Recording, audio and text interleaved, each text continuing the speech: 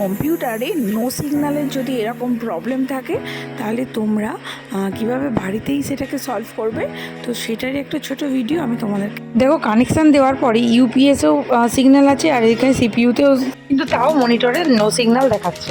তো আমি সুজিতা তোমাদের কাছে নতুন একটা ব্লগ নিয়ে চলে এসেছি। তোমরা ভিডিওটি প্রথম থেকে দেখো। অনেক সময় দেখা যায় যে কম্পিউটারে কোনো প্রবলেম না থাকলেও যখন আমরা একটা রুম থেকে অন্য রুমে শিফট করি তখন হঠাৎ করে অনেক সময় এই নো সিগন্যালের প্রবলেমটা। প্রথমে তোমাদেরকে চেক করে দেখে নিতে হবে যে প্রত্যেকটা কানেকশান কিন্তু ঠিকঠাক আছে কিনা, এইচডিএমআই তারটা এইচডিএমআইয়ের জায়গায় ঠিকঠাকভাবে পুট করা আছে কিনা। তার সত্ত্বেও যদি প্রবলেমটা কন্টিনিউ থাকে তাহলে কিন্তু তোমরা যে সিপিইউতে মাদারবোর্ডটা থাকে সেটা কিন্তু খুলে বার করতে হবে। সেটা কিন্তু 4টে স্ক্রু দিয়ে আটা থাকে, তো ওইগুলো তোমরা ট্রাই করবে, হাত দিয়ে কিন্তু খুলে নিতে পারবে। তো হাত দিয়ে প্রথমে সাইডটা আলাদা করে নিতে হবে এবং তারপরে ভিতর দিকে দেখবে র্যামটাকে খুলে বার করে নিয়েছি। এখানে যে ইয়েলো কালারটা আছে একটু ভালো করে এখানটা ব্রাশ দিয়ে ভালো করে, আসলে এই ধরনের প্রবলেমগুলো অনেক সময় ডাস্ট করে নোংরা জমে যাওয়ার জন্য হয়তো সেই কারণে। আর হ্যাঁ, তোমাদেরকে কিন্তু আরও একটা জিনিস খেয়াল রাখতে হবে যে এই ফ্যান যেটা থাকে ওই কুলিং ফ্যানটা তোমাদের চলছে কিনা। ওটাও যদি তোমাদের চলে তাহলে কোনো অসুবিধা নেই, আর যদি একটু প্রবলেম হয় তাহলে একটু ভালো করে পরিষ্কার করে নিয়ে ব্রাশ দিয়ে। আর এই যে এদিকে আমি মাদারবোর্ডটা ভালো করে খুলে এখান থেকে এইগুলোকে ভালো করে একটু ক্লিন করে নিচ্ছি। ভালো করে ক্লিন করে ওটা আস্তে করে দেখবে ভালো করে সেট করা আছে। ওখান থেকে বার করতে গেলে তোমরা একটু ওই যে ক্লিপগুলো থাকে ওইগুলোকে একটু হালকা করে প্রেস করবে, তাহলে দেখবে ওইটা খুলে বেরিয়ে আসবে। তো আমি এখন ভালো করে খুলে ওগুলোকে পরিষ্কার করে নিয়ে এখন আমরা ওটাকে লাগিয়ে দিচ্ছি ভালো করে। তো আমি আর আমার হাজব্যান্ড মিলে এটাকে করছিলাম পরিষ্কার। তো যেহেতু এতটা বড় সিস্টেম তো সেই জন্য সুবিধা হয়, তো ওই আর কি এগুলো করছিলাম। তো আমরা মাদারবোর্ড থেকে র্যামটা ভালো করে ক্লিন করে নিয়ে ভালো করে চেক করে নিচ্ছিলাম যে কোনো কানেকশানে কোনো প্রবলেম আছে কি না, আর ওই যেগুলোকে ভালো করে লাগালাম সেগুলো ঠিকঠাকভাবে লাগানো হয়েছে কিনা। তো তোমরাও যখন মাদারবোর্ড থেকে এগুলো খুলবে ভালো করে যখন সেট করবে তো ভালো করে কিন্তু চেক করে দেখে নিও যে সবগুলো ঠিকঠাক প্রপারলি সেট হয়েছে কিনা।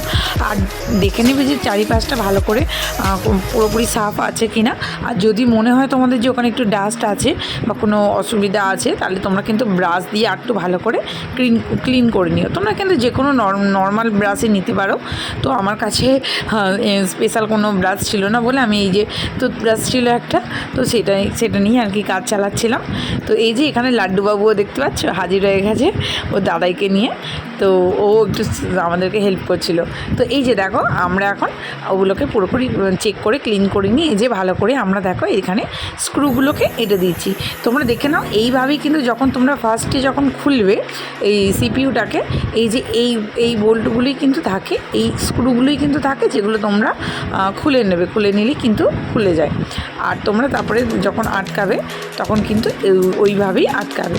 তো এই দেখো আমরা কিন্তু পেছন দিকের জায়গাটাও ভালো করে প্লটটা যাতে কোনো ডাস্ট না থাকে সেই কারণে আমরা পেছন দিকটাও ভালো করে ক্লিন করে নিচ্ছিলাম। তোমরা পারলে পুরোপুরি এরকম ভালো করে সব দিকটা ক্লিন করে নিও, তাহলে দেখবে কোনো প্রবলেম থাকবে না।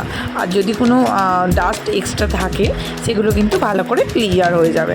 তো এই যে আমরা এখন এই দিকটাও ভালো করে পরিষ্কার করে নিয়ে এখন ভালো করে নাটগুলোকে টাইট করে নিচ্ছি। এই যে দেখছো ভালো করে নাটগুলোকে টাইট করে নিচ্ছি, তোমরাও কিন্তু ভালো করে নাটগুলোকে টাইট করে নিও। আর এখানে নাটগুলো কিন্তু এরকম হাত দিয়েই খোলা যায়, এখানে বেশি প্রেসার দেওয়ার প্রয়োজনও হয় না। তো এই যে আমরা ভালো করে এই নাটগুলোকে টাইট করে এঁটে দিয়েছি। এবার আমরা দেখবো কানেকশানটা। তো এই যে আমরা কানেকশানগুলোও করে দিচ্ছি ভালো করে। এই যে দেখো এইচডিএমআইয়ের জায়গায় এইচডিএমআইও দিয়ে দিয়েছি আর বাদবাকি কানেকশানগুলো কিন্তু ভালো করে দিয়ে দিয়েছি, দেখতে পাচ্ছ। তো আমরা সব কানেকশানগুলো ভালোভাবে প্রপারলি দিয়ে এবার আমরা সুইচটা অন করে দেখলাম যে এই যে দেখতে পাচ্ছ আস্তে আস্তে কম্পিউটার কিন্তু স্টার্ট হতে শুরু করছে।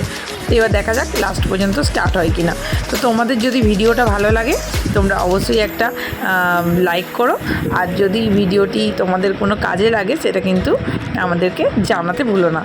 আর তোমাদেরকে এরকম নতুন নতুন ভিডিও দেওয়ার জন্য তোমরা কিন্তু চ্যানেলটা অবশ্যই সাবস্ক্রাইব করো, আর ভিডিওটি ভালো লাগলে লাইক করো আর আমাদের সঙ্গে থেকো।